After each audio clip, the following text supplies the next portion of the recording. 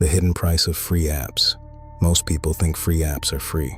They download them, open them, scroll through them, use them every day, and never pull out a credit card. So it feels like there is no cost.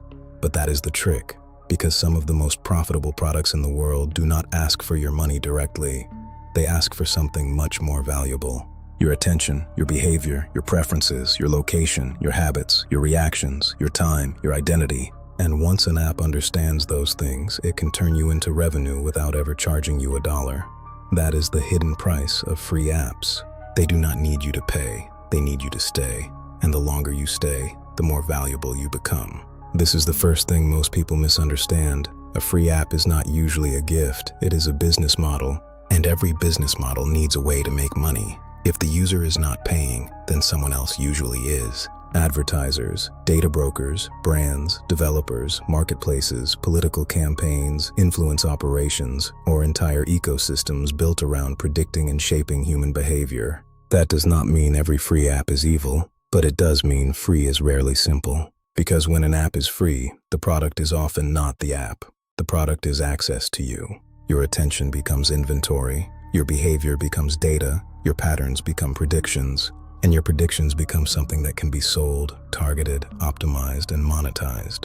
This is why free apps care so much about engagement, not because they simply want you to enjoy the experience, but because engagement is measurable, and measurable behavior can be monetized. Every tap matters, every pause matters, every like matters, every search matters, every share matters, every comment matters. Every time you hesitate over a post, the system learns. Every time you return to the app, the system learns. Every time you scroll past something quickly, the system learns. Every time you stop and watch, the system learns. The app is not just showing you content, it is studying you. And not in a vague way. It is building a behavioral profile. What catches your attention? What makes you angry? What makes you curious? What makes you insecure? What makes you laugh? What makes you compare yourself? What makes you buy? What makes you stay? This is where the real value lives. Because businesses do not just want attention, they want predictable attention. They want to know who is likely to click, who is likely to watch, who is likely to buy, who is likely to believe, who is likely to share, who is likely to react. Prediction is power, and free apps collect the raw material for prediction at massive scale. That raw material is human behavior. This is why the interface is designed the way it is. Notifications are not random, they pull you back. Red dots are not random, they create urgency. Autoplay is not random, it removes friction. Infinite scroll is not random, it removes stopping points. Likes and comments are not just social features, they create feedback loops. Recommendations are not just convenience, they shape what you see next. The app is not only responding to your behavior, it is training your behavior. The goal is not always to make you happy.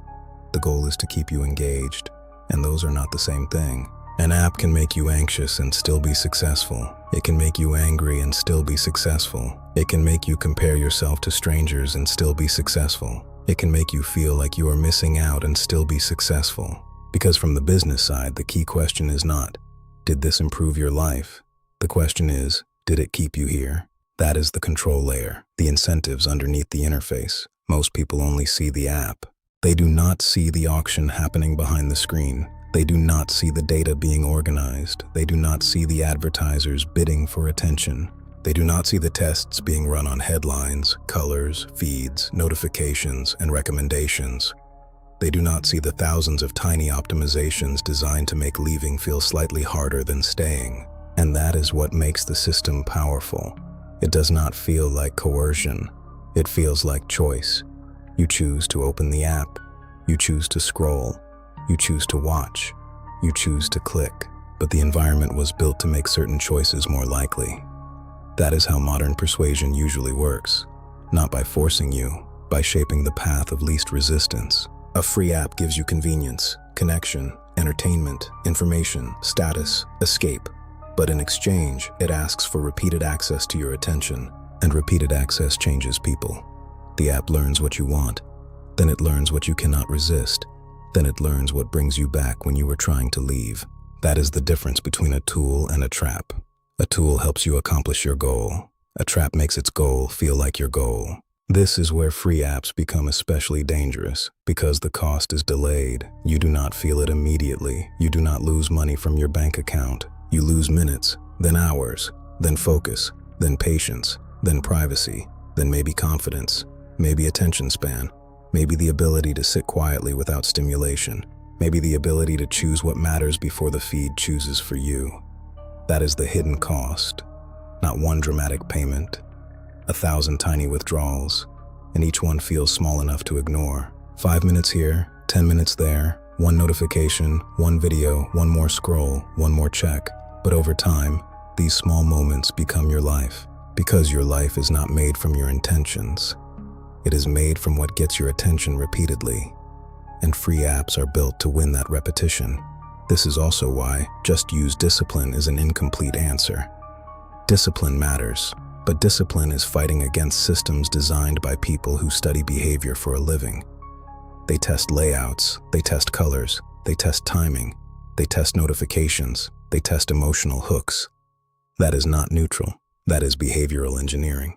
Again, not every app is bad, not every feature is malicious, and not every company is trying to ruin your life, but incentives matter. If a company makes more money when you spend more time inside the app, then the product will tend to evolve toward keeping you inside the app. That is not conspiracy, that is business. The danger is that the app can become more aligned with its revenue model than with your well-being. You may want clarity. The app wants engagement. You may want focus. The app wants return visits.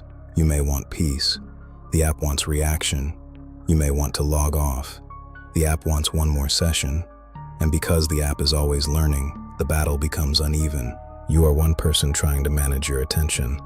The platform is a machine built from billions of signals. It knows what works.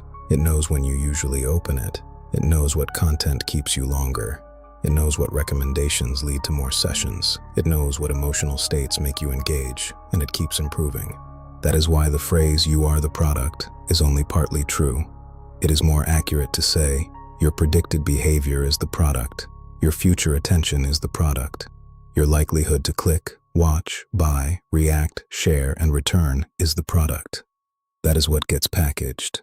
That is what gets optimized. That is what powers the machine. And once you understand that, free starts to look very different. Free is not always generosity. Sometimes free is the bait. Free removes the purchase decision.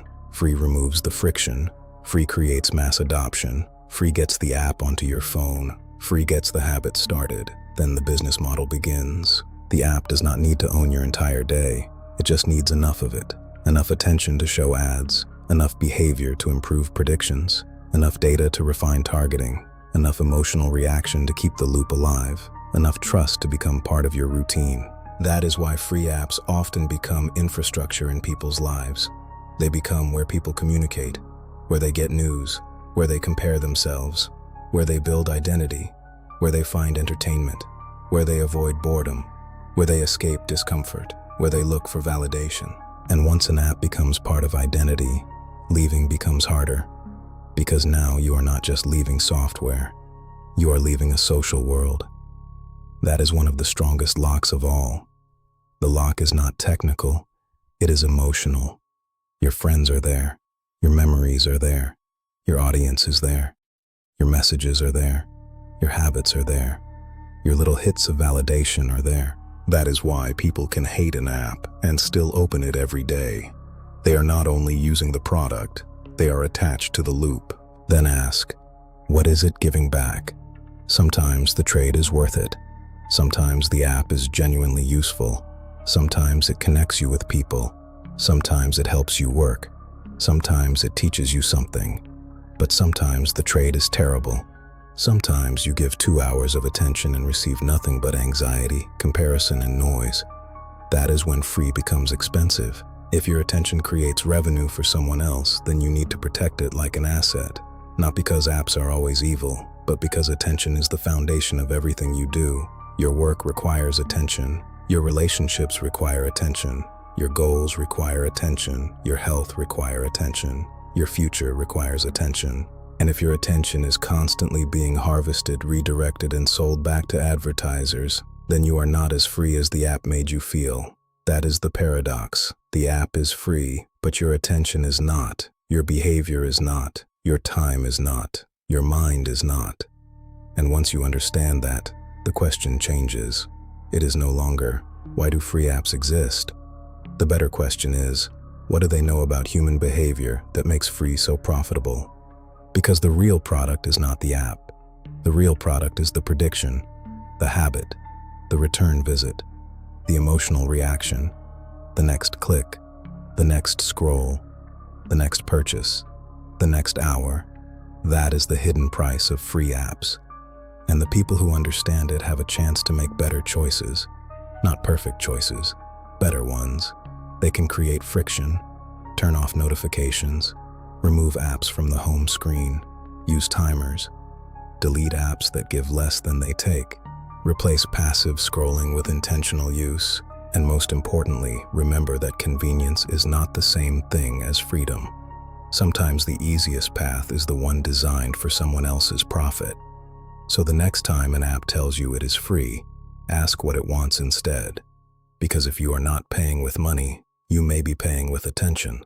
And attention is the one currency you can never earn back. Subscribe for more videos about AI, psychology, business, and the hidden systems shaping human behavior.